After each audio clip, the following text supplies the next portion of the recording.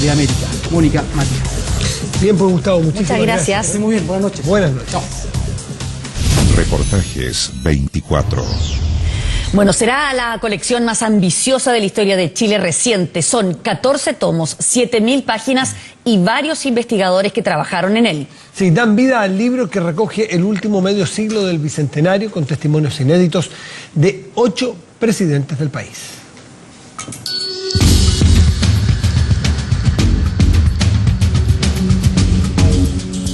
La empresa no es menor, porque explora en uno de los periodos más convulsionados de la historia patria, las 5 décadas finales del Bicentenario, las de los más violentos sucesos del siglo XX, el gobierno de los tecnócratas de derecha con Alessandri, a la revolución en libertad de Frei y los demócratas cristianos, de la vía chilena al socialismo con Allende, a la dictadura militar con Pinochet, la reconquista democrática y los 4 gobiernos de la Concertación. Chile entre 2 tragedias, medio siglo entre un cataclismo y un terremoto, de 1960 al año 2010. Y por otro lado, las celebraciones del Bicentenario mismo, que desde el punto de vista histórico e historiográfico es muy relevante. Yo creo que lo que más queda es esa bandera, también la foto de todos los presidentes de la democracia chilena, que era un hito celebrarlo de manera republicana.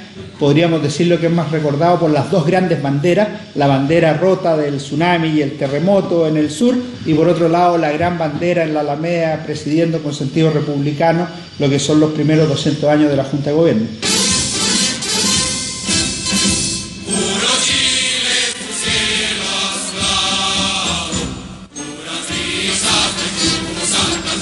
Pero la nueva historia de Chile, esa de 14 tomos, 50 años y 7.000 páginas, arranca mucho antes.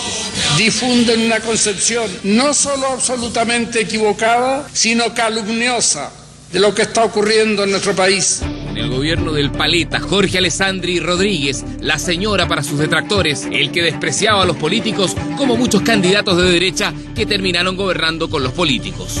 No quiere que la gente haga mayores sacrificios, entonces sale a pedir muchos préstamos al exterior, sobre todo a Estados Unidos, y se produce un gran endeudamiento. La deuda externa va a aumentar mucho durante ese gobierno. Y lo que hicieron fue privar a Chile de los créditos, ayudaban a mantener a flote la economía chilena. Todos querían la revolución. Después utilizaremos la violencia revolucionaria. Pero si entendemos la revolución como el cambio de estructura, el que cambia finalmente la estructura es Pinochet. Es necesario la firme decisión de destruir moldes caducos, anacrónicos para los tiempos que vivimos. No, eso no es el que cambia el país. O sea, el Chile actual es fruto de la transformación económica que hace Pinochet. Para bien, para mal, le gusta o no le gusta a la gente. Ese es el punto central. Marx no es un filósofo, es un pseudoeconomista, es un pseudofilósofo que pretende meterle al mundo una filosofía que no tiene razón de ser porque destruye la base misma de la existencia del hombre. Para esta historia, Pinochet fue un anticomunista ocasional, no un anticomunista doctrinario como el almirante Merino lo era. La Armada no solo detrás del golpe de Estado en su organización, también detrás del modelo económico en su origen. Toda esa influencia económica liberal, Chicago Boy, viene por el lado de la Armada con Merino. No es menor que el primer ministro de Hacienda sea el contraalmirante Lorenzo Gottuso. Pero yo les recuerdo una frase, señores, que nada hace, nada teme. Y esa tarde del martes 11 de septiembre del año 73, lo único que tienen sobre la mesa la Junta de Gobierno es un fajo de papel mimeografiado, el ladrillo que es un plan de reconversión económica. ¿Y el ladrillo era por el aspecto? El ladrillo es por lo que nosotros llamamos, ¿no es cierto? Esto es ladrillo, este libro, ¿no es cierto? Esa denominación que le damos a estos libros grandes, a estos ladrillos. Este no es un ladrillo. Es un ladrillo. La importancia del acompañamiento de la Iglesia Católica en los procesos de cambio en Chile y también su propia revolución, que fue el Concilio Ecuménico Vaticano. Pero en medio, precisamente, como bien decías, Claudio, de una década particularmente rebelde de cambios y de transformaciones verdaderamente profundas.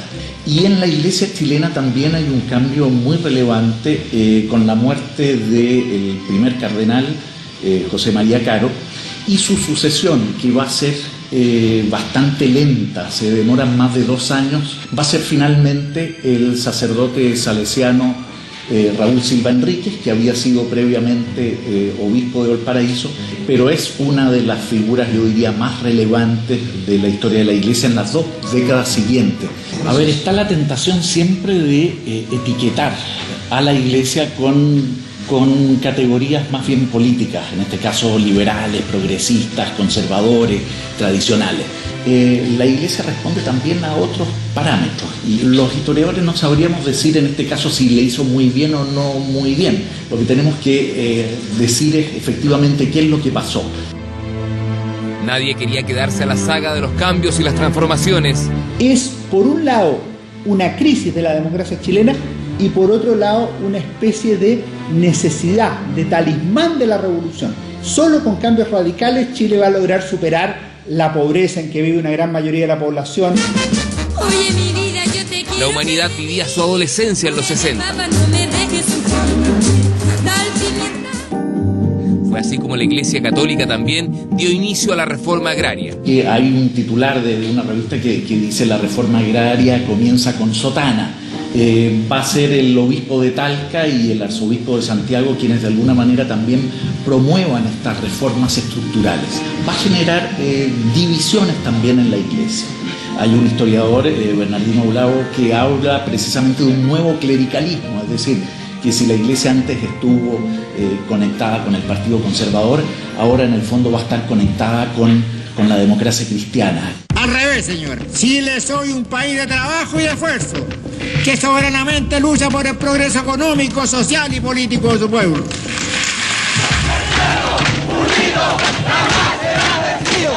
Cuando la gente sale a la calle durante el régimen de Pinochet, sale, ¿no es cierto?, para la crisis de la deuda de los años 80, ahí sale a la calle. ¿Por qué? Porque se canaliza políticamente un conflicto económico, la oposición a Pinochet, lo poco que podía decir, ¿no es cierto?, le dice, en democracia esto no habría pasado. Con un fenómeno también que ha sido, Claudio, el gran flagelo del siglo XX, que es la inflación. Desde los años 40 en adelante vamos a vivir procesos de inflacionarios. Es el gran flagelo el que va a condicionar todo. Carlos Ibáñez del Campo, Alessandri, Frei y Allende, todos pasan por el Congreso Nacional en algún momento, como una necesidad del momento político. Allende ya era senador y volvería a hacerlo. Con el regreso de la democracia, esa lógica se mantiene parcialmente. Elwin había sido senador hasta el 11 de septiembre del 73. ¿Con quién cambia? No es con Bachelet, es con Ricardo Lagos. Fíjate que Ricardo Lagos, al no asumir como senador el año 90 por no haber sido elegido en la elección del 89, tiene que hacer una carrera distinta. Democracia, esperanzas y frustraciones. 7 historiadores de distintas sensibilidades al alero del Centro de Estudios de la Universidad San Sebastián para dedicarse a la historia desde 1960, año en que un 12% de los chilenos vivía en conventillos, solo la mitad de la población tenía alcantarillado, el agua potable llegaba al 58% de los compatriotas, mientras que un 30% vivía sin electricidad. Como hemos cambiado en medio siglo, constatan los investigadores. Había una democracia política establecida, pero un subdesarrollo económico y social. Es típica la imagen, por ejemplo, de los niños en escuelas sin zapatos, los niños vagabundos en las calles de Santiago. Entonces, en ese sentido hay una imagen muy gráfica que la recita Pablo Neruda en un poema, donde cómo él se imaginaba el Chile del año 2000, y se imaginaba el Chile del año 2000 simplemente con niños en las escuelas con zapatos.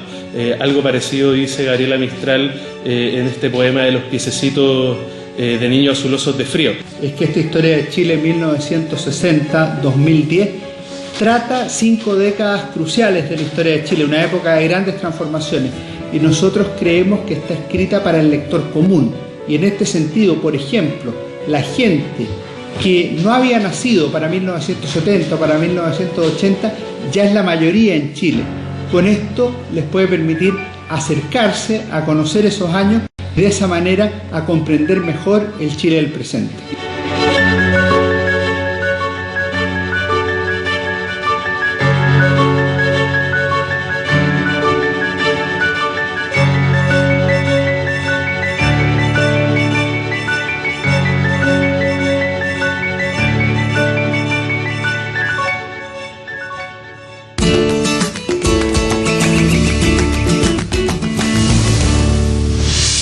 Esta música ya no suena